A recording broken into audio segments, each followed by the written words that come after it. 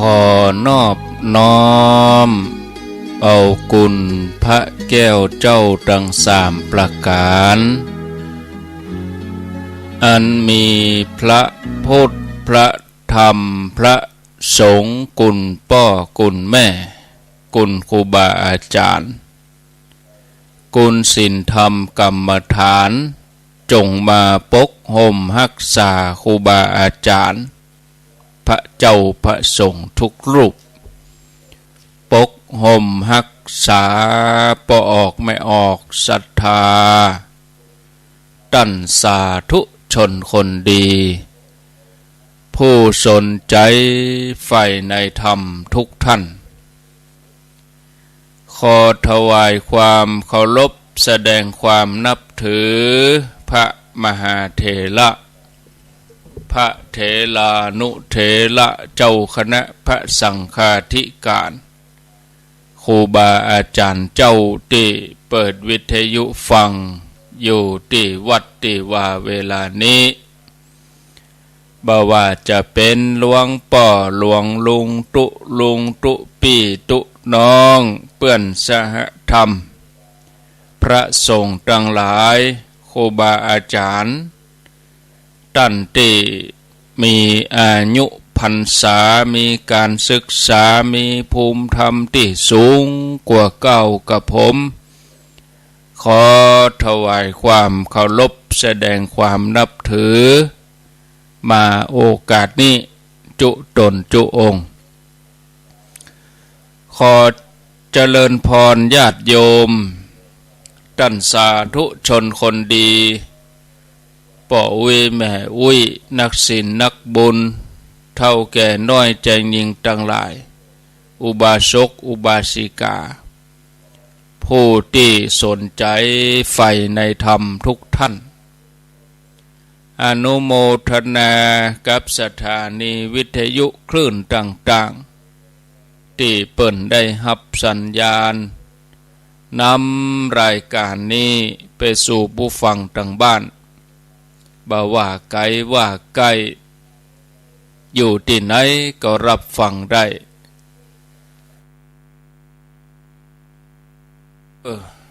ได้เวลาแล้วถึงเวลาแล้วได้เวลาสำหรับการรับฟังธรรมะอันเป็นสาระประโยชน์ทางด้านพระพุทธศาสนาน้ำธรรมคำสอนขององค์สมเด็จพระชินวรสัมมาสัมพุทธเจ้าได้มาปะมาปบมามาเล่าสู่บรรดาพ่อแม่พี่น้องพ่อออกแม่ออกพ่ออุ้ยแม่อุ้ยนักศีลนักบุญเท่าแก่น้อยใจยิงตั้งหลายแล้วไผที่ยังบ่ลุกเตื้อก็เกียมตัวลุกมาได้แล้วเนอะเกียมตัวลุกมาได้แล้วหลับลุกเจ้ากินพักดังปายหลับลุกขวายกินพักดังเก้าลุกเจ้าได้หลายลุกขวายได้น้อยหลับลุกเจ้าเป็นเจ้าทั้งหลายหลับลุกขวายปาเฮือลูกหลานเป็นหนี้เป็นค่าเนอตื่นมาอย่าเนอลุกมาอย่าเนอลุกเนอลุกเนอลุก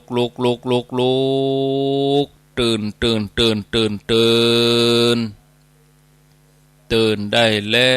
วลุกได้แล้วญาติโยมท่านทั้งหลาย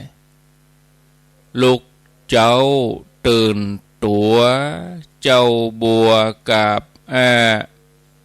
หันเยื่องนาพังพร้อมลุกควายบอดันหนต่างกีดก้อมก้าตัวบ่ต้อมปูนอายจุงเก่งเข้าไว้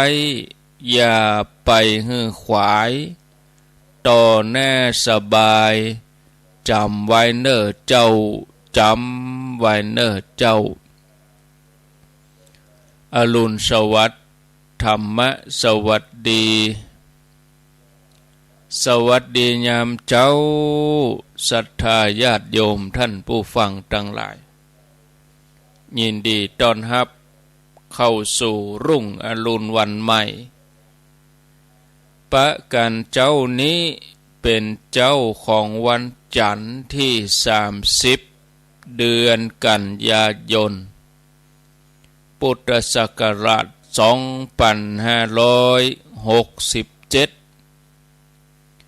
วันนี้เป็นวันเดือน12เหนือแฮม13ค่ำเดือน12เหนือแฮม13ค่ำพร่ำว่าเป็นวันจันทร์มาพบกันในรายการเสียงธรรมแสงอรุณรายการเสียงธรรมแสงอรุณดำเนินรายการโดยอาตมภาพพระครูอภิวัฒนวิกรมวัดปากตังเจริญตำบลดอยหล่ออำเภอดอยหล่อจังหวัดเชียงใหม่เป็นผู้รับผิดชอบดำเนินรายการเมื่อปะกันแล้วบ่เฮอได้ขาดแคลวเสียเวลานำเสนอสาระธรรมะกันในเรื่องของการขจัดทุกข์การจัดการเรื่องความทุกข์ศรัทธาญาติโยมเมื่อเกิดความทุกข์ขึ้นมาผลที่ตัวมามันบ่ได้มีต่อจิตใจหรือว่าอารมณ์มันมีต่อร่างกายตัวความเป็นอยู่ของเฮาอย่างคนส่วนใหญ่ก็บางทีทุกข์ขึ้นมาบางคนกินบ่ได้นอนบ่หลับบางคนอาจจะกินนักล้ำนอนนักล้ำเกินกว่าปกติบางคนก็ปิดตัวเองบ่อยากจะอู้กับไผบ่อยากทำงานหรือว่าทำงานบ่ได้เพราะจิตใจมันว้าวุ่นถ้าเฮารู้สึกว่าทุกข์นักเข้ากุมอกกุมใจเฮาก็ขจัดเห่งขจัดออกไปเว่ยๆขจัดออกให้นักเต้าที่จะทำได้โดยวิธีใดก็ทำได้โดยวิธีดังต่อไปนี้ศรัทธาญาติโยมท่านผู้ฟังทั้งหลายมี3วิธีที่1ก็คือเฮาต้องยอมรับว่าเฮามีความทุกข์ทุกคนแล้วก็จะต้องเร่งรีบแก้ไขอย่างต่อมาให้ละเว้นการแก้ไขปัญหาที่มันจะมีปัญหาอื่นตัวมาปัญหามันจะซ่อนปัญหาอันที่3เกิดอย่างใดบ่ให้ทุกข์มี3วิธีที่1นี่ตามหลักของอริยสัจ4เมื่อมีทุกข์เฮาก็หาสาเหตุของความทุกข์ว่าเฮาทุกข์เรื่องอะไรหยังไผที่ทำให้เฮาทุกข์แล้วก็ตัวที่มีส่วนทำให้เกิดความทุกข์นั้นคืออะไรหยังนะสาเหตุมาจากไผตัวเฮาหรือตัวเขา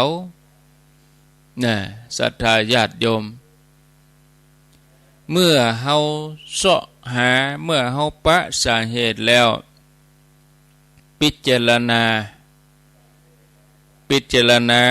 เรียงลำดับปัญหาอันใดที่มันพิจารณาพอแล้ว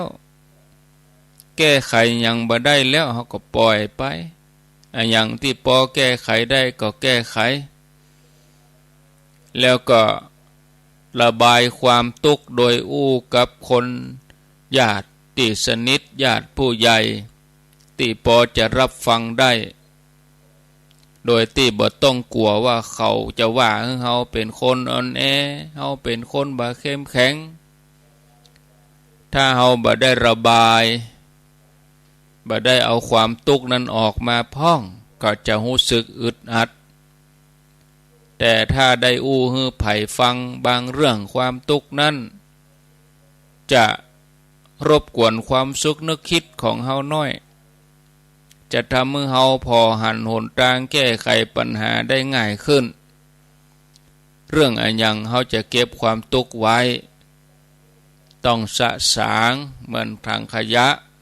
เก็บไว้เมินมันก็สกปรกมันก็เหม็นมันก็สร้างเชื้อโรคแล้วก็เสาะหาทำกิจกรรมให้หายกึดอยู่เรื่องนั้นเป็นการดึงความคิดเกี่ยวกับความทุกข์ออกไปจากตัวเก่าเฮาช่วยให้หลุดพ้นจากความคิดวังวนอันเดิมหาการหางานทำงานบ้านปลูกต้นไม้เล่นกีฬาออกกำลังถ้าการงานที่ยกมานี่เฮาถนัดก็เหมือนญาติโยมเขาทำนะชวนกันไปทำบุญถึงเวลาวันพระวันศีลก็ไปวัดไปว่าอย่าทำบุญให้จิตใจมันสะอาดเปลี่ยนสิ่งแวดล้อมบรรยากาศเปลี่ยนสถานที่ที่มันซ้ำซากจำเจก็เปลี่ยนสถานที่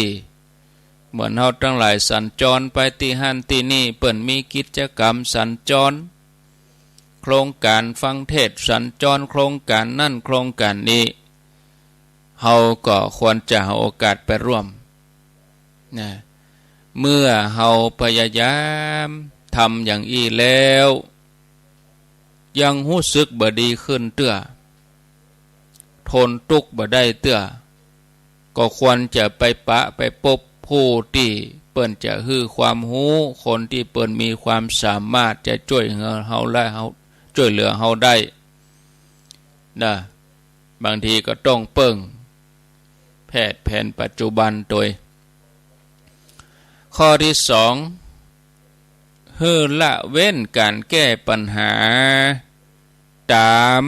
แบบต่างๆดังต่อไปนี้ละเว้นอย่าแก้ปัญหาด้วยความวู่วามอย่าแก้ปัญหาด้วยการใจอารมณ์เป็นใหญ่เมื่อปะปัญหาก็พยายามสงบสติอารมณ์บ่ควรเอะอะโวยวายหายใจเข้าลึกๆจะนับ1ถึง10ก่อนที่จะอู้อันยังออกไปก่อนที่จะตอบโต้อันยังออกไปจะได้บ่ต้องมานั่งเสียใจเมื่อลูนบางทีอันยังมากระทบเฮากระทบความรู้สึกอู้ออกไปแสดงออกไปแล้วก็มาตุกใจเมื่อลูนก็เพิ่มความตุกหันแถมเปิ้นเฮาว่ากินแหนงเพราะสิ่งที่เฮาตัดสินใจทำนั้นทำไปเพราะอารมณ์ชั่ววูบบางคนอู้ด้วยความเกลียดความโกรธกึดถึงเมื่อลูนโอ้บัดหน้าสักน้อยอย่างนี้เป็นต้นอันต่อมาคืออย่าหนีปัญหาบางคนหนีปัญหาเข้าหาอบายมุขหนีปัญหาเข้าหายาเสพติดอันนี้หนีตุกก็ปะตุกเหี่ยวมาค่ำมาคืนเล่นกันพันนั้นเพื่อจะช่วยให้เบาใจสบายใจขึ้นอันนั้นเป็นเพียงชั่วคราวศรัทธาญาติโยมทั้งหลาย ต่อมาฮือกล้าปะปัญหาเนี่ยแก้ไขอย่าปล่อยให้ค้างคาเป็นเวลาเมินจนทำให้เกิดความเครียดสะสมนักเข้านะแล้วอันต่อมาเนี่ย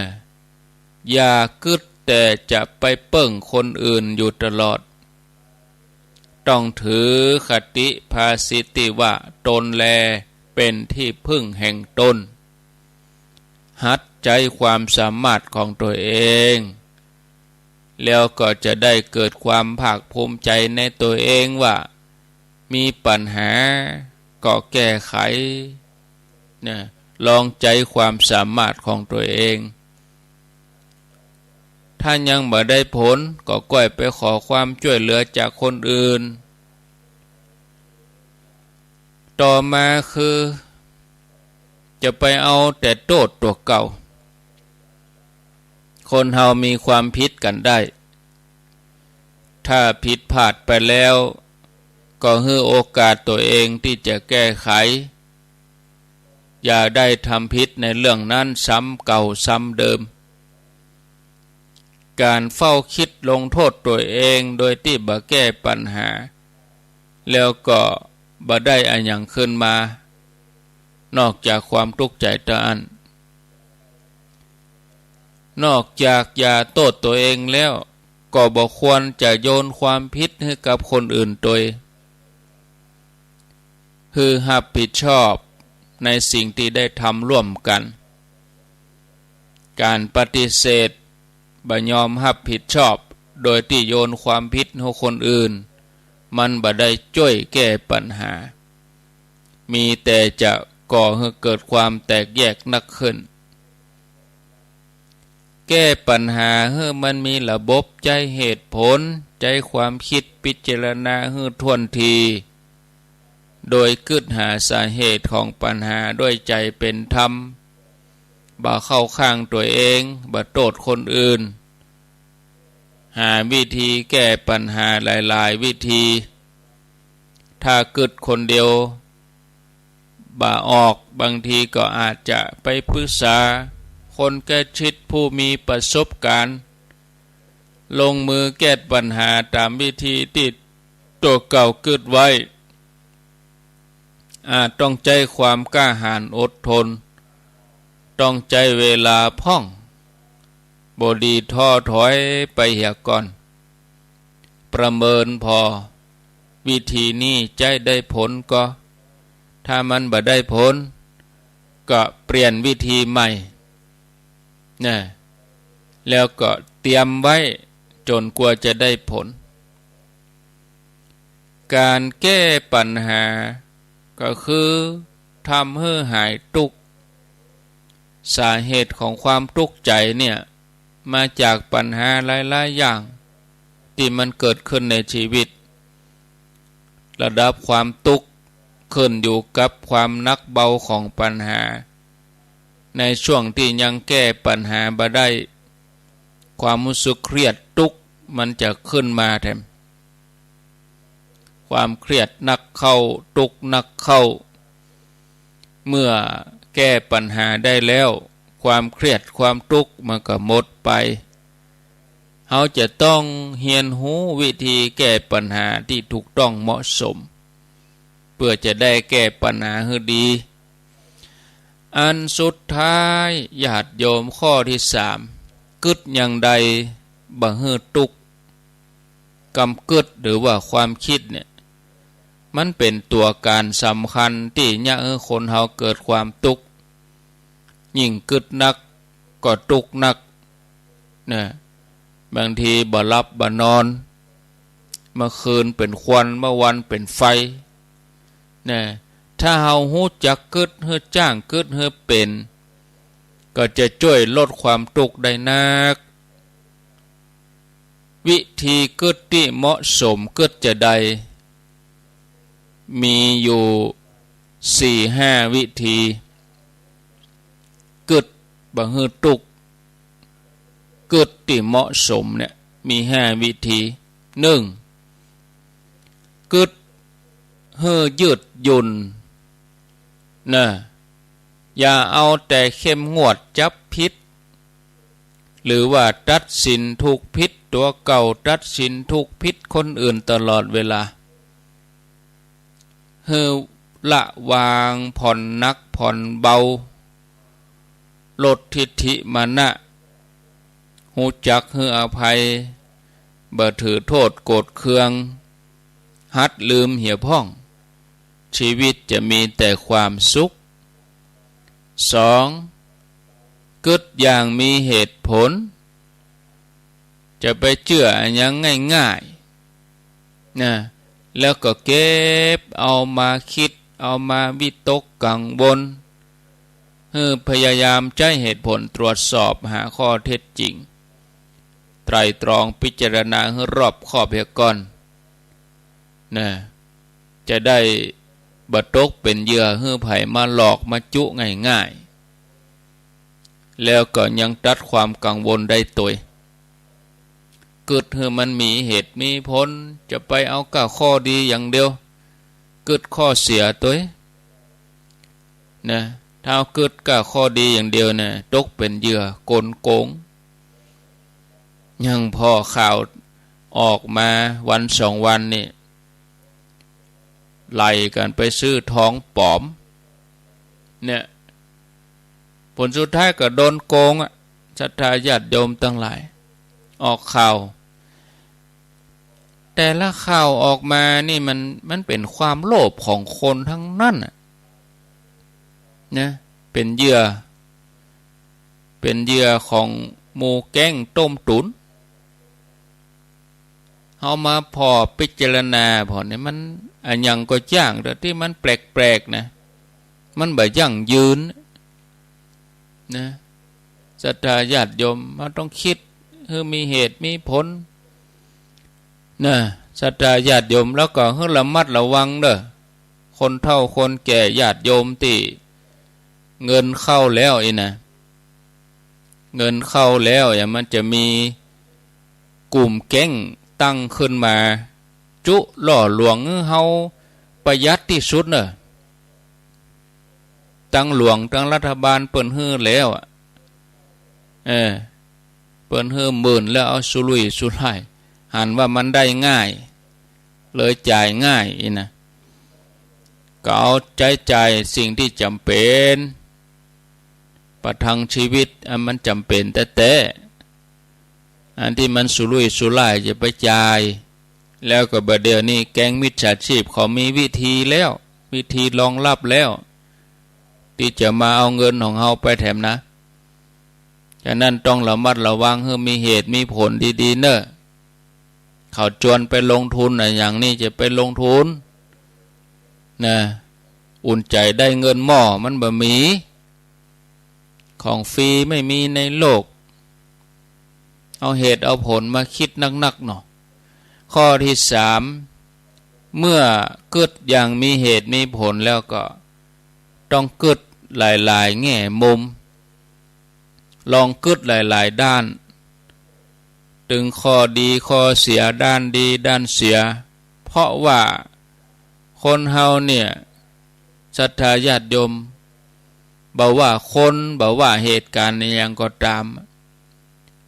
มันจะมีถึงส่วนดีแล้วก็ส่วนบดีมันมากู้กันที่เฮาโดนจุโดนหลอกนี่เพราะว่าเฮามองด้านเดียวมองแต่ด้านดีเนี่ยนอกจากนี้เฮาจะต้องคิดในมุมอื่นมุมคนอื่นพ้องฟังคนอื่นพ้องสามีกึดจะได้ภรรยากึดจะได้ลูกกึดจะได้เจ้านายจะแก้ปัญหานี้อย่างใดอย่างดีจะช่วยได้หลายมุมมองกว้างขวางกว้างไกลข้อที่4กึดแต่เรื่องดี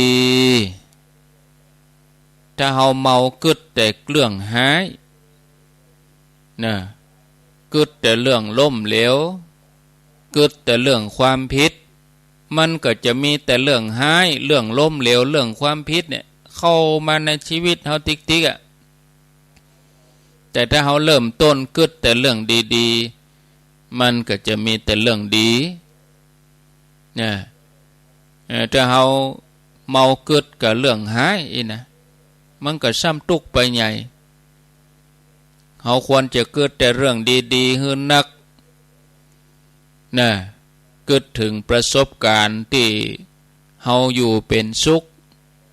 ความสำเร็จในชีวิตที่ผ่านมาแล้วก็เขาได้ประกอบคุณงามความดีเขาได้แสดงน้ำใจอย่างต่างๆหมดเนี่ยจะช่วยให้สบายใจขึ้นต่อมาอันสุดท้ายข้อที่5กึดถึงคนอื่นพ่องจะไปกึดมกมุ่นอยู่กับตัวเก่าพยายามเปิดใจให้กว้างหับหูความเป็นมาเป็นไปของคนอื่นของคนใกล้ชิดแล้วก็ใส่ใจที่จะช่วยเหลือสนใจปัญหาของคนในสังคมบางทีเขาอาจจะพบว่าปัญหาที่เขากำลังปะอยู่เนี่ยโอ้มันน้อยเมื่อเขาเทียบกับปัญหาของคนอื่นเขาจะรู้สึกดีขึ้นยิ่งถ้าเขาช่วยเหลือคนอื่นได้เขาก็จะได้ความสุขใจเพิ่มทวีคูณศรัทธาญาติโยมท่านสาธุชนท่านผู้ฟังทั้งหลายสิ่งทั้งหลายทั้งหมดทั้งมวลในโลกบ่ว่าจะเป็นสิ่งมีชีวิตหรือบ่มีชีวิตต่างก็อยู่บนพื้นฐานของความจริงความจริงคืออนิจจังทุกขังอนัตตาความบัดเที่ยงมันมีการเปลี่ยนแปลงอยู่ตลอดเวลาเปลี่ยนแปลงไปสู่ความเสื่อมไปทุกวินาทีในขณะที่นั่งจัดรายการอยู่นี้ทุกสิ่งอย่างก็มีการเปลี่ยนแปลงไปเวลาก็เปลี่ยนแปลงอายุสังขารของเขาก็เปลี่ยนแปลงเปลี่ยนบ่เปลี่ยนวันนี้สิ้นเดือนแล้ววันพุธก็จะเข้าสู่วันที่1 ตุลาวันพุธตุลาคมนี่เป็นเดือนที่10แล้วนะเพอกำเดียวเหลือแหม3 เดือนเด้อจะหมดแล้วปี2567เนี่ยแหม3 เดือนนี่จะหมดแล้วแล้วก็นับจากนี้ไปก็แถมเกินเดือนจะออกวสาแล้วออกวสาวันที่17 ตุลากลางเดือนแน่ออกวสาเหลือเวลาแถม3 ศีลออกวสามันเปลี่ยนแปลงตลอดเวลาเมื่อเปลี่ยนแปลงแล้วที่สุดมาทุกสิ่งอย่างบนโลกนี้ก็จะต้องสูญสลายไปทุกสิ่งล้วนเป็นทุกข์บ่ใช่ตัวตนทุกข์คือสภาพติดทนอยู่อย่างเก่าได้ยากอยู่อย่างเก่าได้บ่เมินมันเป็นทุกข์โลกนี้เหมือนละครมีนักแสดงมากหน้าหลายตาตึงละอ่อนน้อยละอ่อนใหญ่วัยรุ่นหนุ่มสาวคนเฒ่าชรามีพระมีโยมบางครั้งในคนคนเดียวกันก็แสดงหลายบทหลายบาทเป็นตึงคนดีเป็นตึงคนร้ายขึ้นอยู่กับความชอบใจที่อยากจะเป็นอะไรอย่างแม้ตัวของเฮาเองหลายท่านบางครั้งก็อยากทำความดีบางทีก็บ่อยากทำบาปทำอกุศลบางทีก็อยากอยู่เฉยๆบ่ได้เฮาจะสังเกตได้ว่าถ้ายามใดที่ใจของเฮามันหมดใหม่ใสสะอาดกำกึดความคิดกำอู้การกระทำดีๆมันก็จะตวยมา ยามใดจิตใจเฮามันใสสะอาดเฮาก็สวมบทบาทฝ่ายกุศลเมื่อเฮาระลึกนึกย้อนไปพอภาพแห่งการสร้างความดีเฮาก็จะมีแต่ความสุขใจปลื้มใจม่วนใจแต่บางทีถ้าใจของเฮาขุ่นมัวบาปอกุศลมันเข้ามาแทรกเผลอไปแสดงบทบาทฝ่ายอกุศลทำในสิ่งที่บดีซึ่งกลัวจะหู้ว่าตัวพิษมันก็สายไปสายเกินแก้จะต้องไปเสวยทุกเวทนาแสนสาหัสในอบายภูมินักปราชญ์บัณฑิตทั้งหลายเปิ้นพอหันความเป็นจริงของโลกหันความเป็นจริงของชีวิตอย่างเงี้ยเปิ้นเลยบัดติดข้องอยู่ในโลกโดยเฉพาะเมื่อได้เกิดมาเป็นมนุษย์ก็อาศัยอัตภาพอาศัยสภาพร่างกายความเป็นมนุษย์เนี่ยเป็นฐานที่ตั้งในการสั่งสมบุญกุศลสร้างบารมีพัฒนาคุณงามความดีพัฒนาคุณภาพชีวิตของตัวเองถึงแม้จะดำรงชีวิตอยู่ห่วมกับเจ้าโลกทั้งหลายทั่วไปแต่ก็บ่หลงไหลเพลิดเพลินบ่ติดข้องกับโลกบ่ประมาทมัวเมาในชีวิตยกจิตใจให้สูงจนเข้าถึงโลกุตรธรรมเหมือนดังกับยศกุลบุตรผู้มีความเบื่อหน่ายในชีวิตฆราวาสแม้จะมีชีวิตที่พร้อมสมบูรณ์แต่กลับบ่ยินดีในสมบัติเหล่านั้นท่านพิจารณาให้หันว่าอันนี้เป็นเหยื่อล่อเป็นเหยื่อล่อที่ทำให้หลงติดอยู่ในโลกเหมือนป่าที่ถูกล่อด้วยเหยื่อให้เขาไปติดเบ็ดโดยบ่ฮู้ตัวว่ากำลังก้าวไปสู่ความหายนะยศกุลบุตรพิจารณาความเป็นจริงของชีวิตถึงได้เป่งกำอู้ออกมาว่าที่นี่วุ่นวายหนอที่นี่ขัดข้องหนอในคืนหนึ่งยศกุลบุตรท่านได้ตื่นขึ้นมากลางดึกได้หันบรรดาข้าทาสบริวารกำลังนอนหญิงสาวบางคนตอนหัวค่ำนั้นงามดีถึงเวลานอนกลางดึกเสื้อผ้าก็หลุดลุ่ยดูบางงามตาพ่องก็นอนขนพ่องก็ละเมอพ่องก็น้ำย้อยออกปากน้ำลายย้อยออกปากนอนละเมอกังภาพต่างๆเหล่านี้ปรากฏต่อสายตายศกุลบุตรพิจารณาแล้วยศกุลบุตรก็บอกว่าอันนี้ดุจป่าจ้าผีดิบน่าเกลียดน่าขยะแขยงสัญญาณเก่าเปิ้นมีสัญญาณเก่าเพราะว่าเปิ้นได้อสุภกรรมฐานอดีตชาตินี้เป็นสัปเหร่ออยู่กับศพหันจนติดตาเนี่ย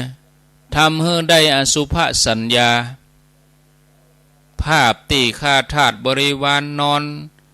ละเกะละกะเอาหัวไปตีเอาตีนไปตีกายไปกายมาเสื้อผ้าหลุดลุ่ยป่องอาปากหงี่เขี้ยวแกงแงะขนพืชภาพเหล่านี้ก็นำมาซึ่งความสลดสังเวชทำให้ท่านเกิดความเบื่อหน่ายก้ายเนี่ยตัดใจออกจากบ้านที่ใหญ่โตมโหฬารเมื่อเจ้าท่านก็เดินออกไปลำพึงลำพันว่าที่นี่วุ่นวายหนอที่นี่ขัดข้องหนอ อย่ามาโยงแต่ว่าน้ออย่ามาวุ่นวายแต่ว่าน้ออยากจะไปแสวงหาสถานที่ที่มันสงบสถานที่ที่มันบ่วุ่นวายแต่ก็สับสนอยู่บ่ฮู้จะไปทางใดเดินไปเลยเข้าไปในป่าอิสิปตมฤคทายวันหมู่บรรดาเทวดาฮู้ว่าท่านมีบุญอยากได้บุญอยากให้ท่านได้บุญเทวดาก็อยากจะได้บุญกับท่านตัวก็เลยช่วยให้ท่านเดินทางปลอดภัยไปถึงที่อยู่พระพุทธเจ้าวันนั้นยศกุลบุตรเข้าข่ายพยานพระพุทธเจ้าแผ่ข่ายพยานยศกุลบุตรจะได้สำเร็จธรรมพระองค์ทรงรู้ว่าวันนี้จะมีผู้มีบุญมาพระเจ้าก็เสด็จเดินจงกรมในป่าเพื่อรอคอยการมาของยศกุลบุตรขณะนั้นยศกุลบุตรก็เดินมาที่บริเวณที่พระองค์เดินจงกรมเนี่ยยศกุลบุตรก็ลำพึงลำพันไปตัวที่นี่วุ่นวายเนาะที่นี่ขัดข้องเนาะพระพุทธเจ้าตอบที่นี่ไม่วุ่นวายที่นี่ไม่ขัดข้องมาเถิดยะสะเราจักแสดงธรรมแก่เธอทันทีที่ยศกุลบุตรได้ยินว่าที่นี่บ่วุ่นวายที่นี่บัดขัดข้องมันจะมีแต่เพราะช่วงชีวิตที่เฮาเป็นฆราวาสช่วงชีวิตที่เฮาเป็นเจ้าบ้านเนี่ยมันวุ่นวายเรื่องคนนั้นเรื่องคนนี้ชีวิตวุ่นวายเหลือเกินมันจะมีว่าที่นี่บ่วุ่นวายที่นี่บ่ขัดข้องเมื่อได้ยินคำพระเจ้ายศกุลบุตรก็ร่าเริงบันเทิงใจเหมือนปลาที่อยู่ในน้ำที่มันแห้งขอดแล้วก็ดีดตัวฮับสายฝนที่ตกลงมาสร้างความชุ่มฉ่ำท่านก็ถอดรองเท้าไปไหว้พระพุทธเจ้าแล้วก็นั่งฟังธรรมพระองค์ทรงแสดงอนุบุพิกถาตรัสถึงการเฮือตาลว่าเป็นสิ่งที่ควรทำเพราะเป็นการขจัดความตรณีจะทำให้เป็นบุญเป็นกุศลติดตัวเองข้ามภพข้ามชาติจะเกิดมากี่ภพกี่ชาติก็บ่ต้องลำบากจะได้สร้างบารมีสะดวกสบายพระองค์ตรัสเรื่องศีลเป็นบ่อเกิดแห่งคุณงามความดีศีลทำให้มีความสุขพระองค์ตรัสเมื่อเฮาฮือการรักษาศีลเป็นประจำแล้วเป็นเหตุให้แปลงโหนทางไปสวรรค์ซึ่งถ้าบุญมีนักก็เลือกได้ว่าจะไปอยู่ที่ไหนจะตุมมหาราชิกาดาวดึงยามาดุสิตานิมารติปรมันติสาวัติจะไปอยู่ไหนเลือกได้นี่ถึงอย่างนั้นพระองค์ก็จี้ให้ยศกุลบุตรหันว่าเหล่าเทวดาทั้งหลายยังตกอยู่ในอำนาจของกิเลสเทวดาทั้งหลายเหล่านั้นก็ยังพัวพันอยู่กับรูปรสกลิ่นเสียงสัมผัสมีโลภะโทสะโมหะบีบบังคับอยู่เมื่อหมดบุญก็จุติไปเกิดตามกำลังบุญฉะนั้นที่สรรพสัตว์ทั้งหลายพ้นทุกข์บ่ได้ก็เพราะว่ามัวยึดมั่นถือมั่นตั้งตนอยู่ในความประมาทในชีวิตประมาทในวัยประมาทในเวลาบุญทำเมื่อใดก็ได้อันเนี้ยประมาทเมื่อยศกุลบุตรทรงใจไปตามกระแสธรรมของพระพุทธเจ้าท่านก็เกิดดวงปัญญาหันแจ้งขึ้นมาเกิดความเบื่อหน่ายในโลกทั้งหลายพระองค์ทรงรู้ว่ายศมีใจพองแผ้วดีแล้วพระองค์ก็จี้หนทางที่จะหลุดพ้นนั่นคือบรรพชา บวชเป็นทางที่ปลอดโปร่งโล่งเป็นวิธีที่ทำให้ใจสงบมุ่งตรงต่อพระนิพพานไปอย่างเดียวจากนั้นพระองค์ก็ชี้หันว่าพื้นฐานของคนเฮาคู่คนเนี่ยมีทุกข์ทั้งนั้นสาเหตุที่ทำให้เกิดทุกข์นั้นคือความอยากบ่ว่าจะเป็นกามตัณหาภวตัณหาวิภวตัณหาการจะดับความอยากดับตัณหาให้ได้จะต้องเข้าใจคำว่านิโรธนิโรธนี่แปลว่าดับแปลว่าหยุดเมื่อดับได้หยุดได้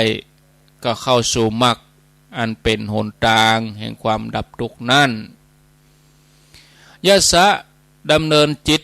ไปตามกระแสแห่งองค์พระสัมมาสัมพุทธเจ้าแสดงธรรมไปเรื่อยๆมาถึงตัดนี้ปุ๊บท่านเข้าใจหูเองว่าสิ่งใดสิ่งหนึ่งมีความเกิดขึ้นเป็นธรรมดาสิ่งทั้งหลายทั้งมวลย่อมดับไปเป็นธรรมดาพัวเลย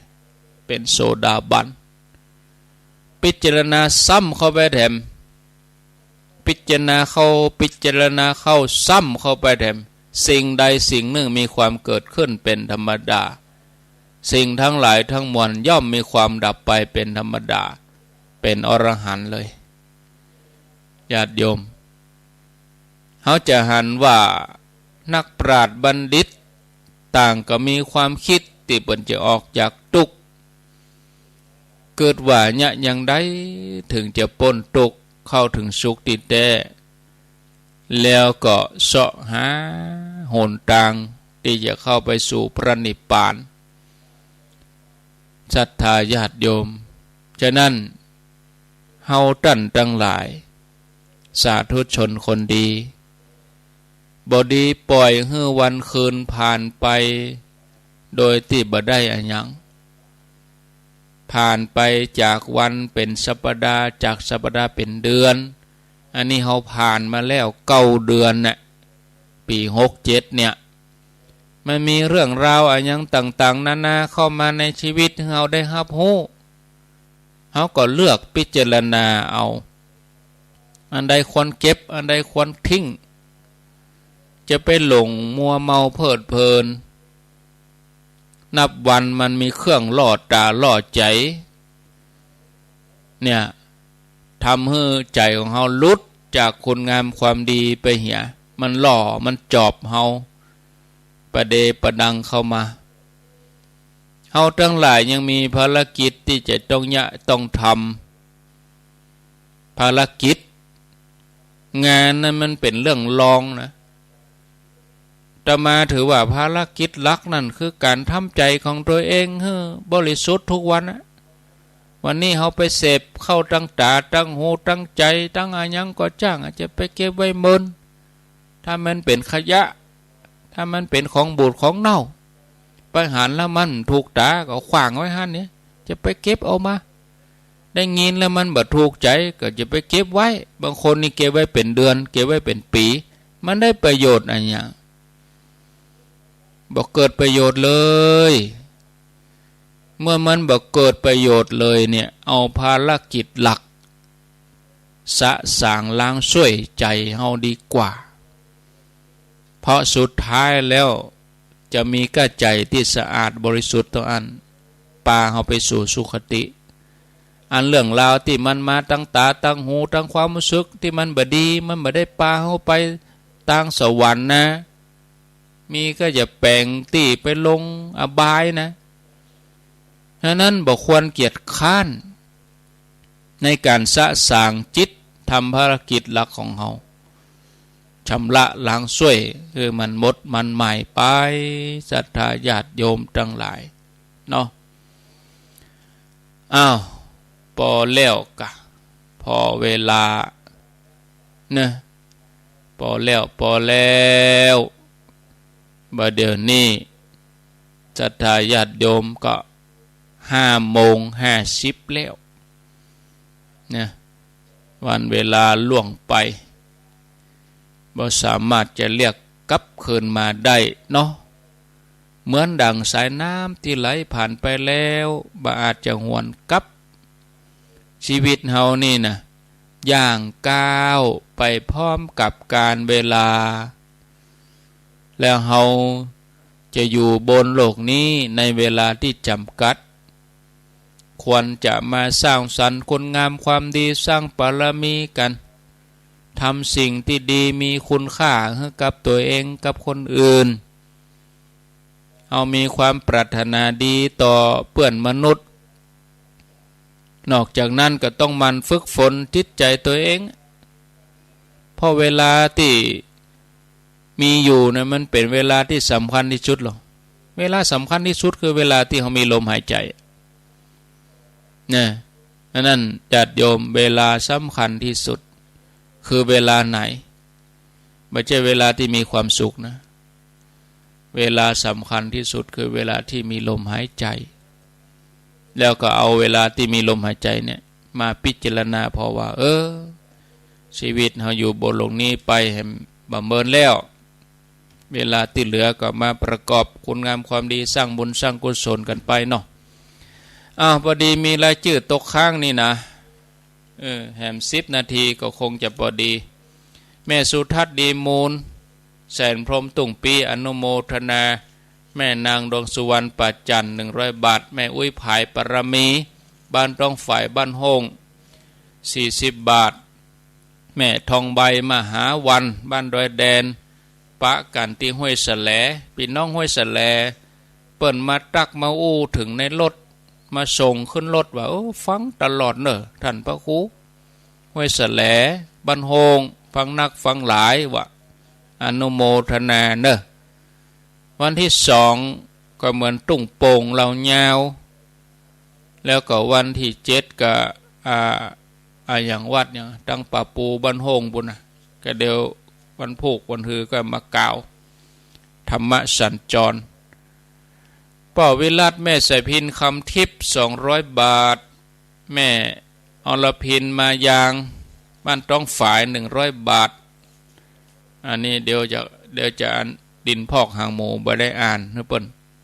ตั้งเมื่อวันที่19 กันยาที่ผ่านมา10 วันแล้วก็ไม่ได้อ่านปอโดนแม่แสคำครูน้องปาติคำบ้านดอยแดนปอเสอิงแม่สาครพลกลาง100 บาทปอสุกแม่นินยรัตน์สุภาวงศ์บ้านต้องฝ่าย100 บาทปอเฉลิมแม่สุจิตรานุวงศ์100 บาทที่บริอ่านนี่ก็หลายสาเหตุการงานต่างๆบางทีต้องออกเดินทางเจ้าแถมอย่างหนึ่งก็อินเทอร์เน็ตที่ห้วยตองซักนี่ก็ดับไปอยู่ 3-4 วันเพราะว่ากิ่งไม้หักใส่สายมันปุดสายมันขาดช่างก็หามาแปลงตะวานี่สถานีเงียบไป 3-4 วันคนเท่าจมเนาะคนเท่าจมไม่ได้ยินก็ดีแล้ววันนี้ปอสุทัศน์แม่พิสมัยมณีหารบ้านต้องฝ่ายโดยแดนป่อเสริญแม่ป่อเสริญแก้วนินนายอันพบนางพักนันนายพุทธิพงศ์ฟันพยอมนางสาวชนิการฟันพยอม100 บาทแล้วก็ป่อน้อยอินคำแม่เรือนมูลชายน้อยบ้านดอนปินทุ่งรวงทองก็อนุโมทนาแม่รจนาคำพีระภัย200 บาทแม่แก้วมาปวงคำบ้านต้นแหนจบอ่าว200 บาทร่วมบุญมาแม่อำพรแสนอ้ายบ้านต้นแหนหลวง200 บาทแม่ละวันสิริแก้วต้นแหนหลวง200 บาทแม่แก้วนาใหม่เขียวบ้านเต่าหาย100 บาทนายจำรัดนางลำดวนทานนวลพร้อมครอบครัวแม่สุนันท์บุญทาแม่เหรียญทองใหม่เขียว200 บาทบ้านเต่าไหนางศิลาธรรมชัยต้นแห่นหลวงนางสาวพิมพาทานนวล100 บาทนางจันฟองชะเวียอนุโมทนานายเสวียนนางแสงจันทนวัน100 บาทอยู่ให้น้ำขาวแม่จันสมอินตาบ้านเด่นศาลาเวียงป่าเป้าป่อน้อยสนัน แก้วซาวบ่ขุนหวานโมทนาแม่สุทัศน์ดีมูลแม่บัวเงินคัดตุน200 บาทนางสาวจิราพุทธวงศ์บ้านสมปอยเป้าบุญธรรมสังคำฟันบ้านโป่งหนองเป้าบุญธรรมแม่รัตนาเนอะยายนาคำแปงพร้อมลูกหลานบ้านห่างดำป่อป่าแม่4,000คำจันบ้านสองแคว200 บาทปรนองแม่แก้วพาแก้วชัยยาบ้านสองแคว100 บาทนางขจรสารพีพร้อมครอบครัวร่วมทำบุญค่าเดินทางไปช่วยเหลือผู้ประสบภัย500 บาทแล้วก็บริวารต่างๆขนมปังไข่ไก่อนุโมทนาขนมปังนี่12 แพ็ค 1,100 ไข่ไก่แถม 2,000 บาทสุกเกียงกิจเจริญร่วมทำบุญแถม500 บาทเนาะอนุโมทนาแถมหลายผู้หลายท่านเนาะที่ไม่ได้เอ่ยก็มีญาติโยมนะแม่จันรันไสแม่เดินเพ็ญทิมบาง500 บาทแล้วก็มีโยมกนกพิษชัยนา 2,000 บาทหลวงพ่อพระครูสุจิตานุรักษ์ 3,000 บาทคณะของแม่จงดี 5,000 กว่าบาทแม่จันเพ็ญคำโพธา 1,000 บาทแม่พัฒนันวิจิตรไพศาล 1,000 บาทเนี่ยแหมหลายๆคนบางท่านก็ว่าเป็นยังท่านหอมไปแล้วสบายใจมาอ่านก็ได้บางคนไปก็รอฟังจื่อบ่ได้ยินจื่อก็น้อยใจบ่ได้ยินท่านเอ่ยท่านบ่เอ่ยก็กำนี้บ่หอมแล้วเด้อทำนองน้อยใจจะไปว่าอันเด้อตั้งใจแล้วจะหอมก็หอมไปนะเฮาตั้งใจแล้วหรอเมื่อเฮาตั้งใจทำก็ทำนะอนุโมทนาบุญตุยถึงแม่บ่ได้อ่านได้เทวบุตรเทวดาเพิ่นรับรู้จดจื่อไปแล้วบุญได้ตั้งแต่เฮาตั้งใจทำแล้วหรอเพิ่นฮ้องบุพเจตนาฐานะก่อนที่จะทำเอาปอนเนอสัพปีติโยวิวัชชันตุสัพพะโลโกวินัสสันตุมาเตภวัตวันตรายโยสุขีทีคาโยโกภวะอภิวาทนาสีลิสะนิจังวุธาปจายโนจัตตาโลธรรมาวัฏันติอายุวันโนสุขังพระลังเอาแล้วพอสมควรแก่เวลาลาไปก่อนเด้อปะกันแถมใหม่วันพุธเมื่อเจ้าเนาะวันพุธเมื่อเจ้าก็วันฮื้อกันวันที่2ซึ่งเป็นวันศีลเนี่ยนะยังได้พร้อมกำเด้อวันศีลวันเดือนดับเดือน12ดับแล้วนะเดือนเกี่ยงจะออกแล้วนี่นะเอาลาศรัทธาไปก่อนโชคดีมีใจกู้คู่กู้คนอายุวันโนสุขังพระลา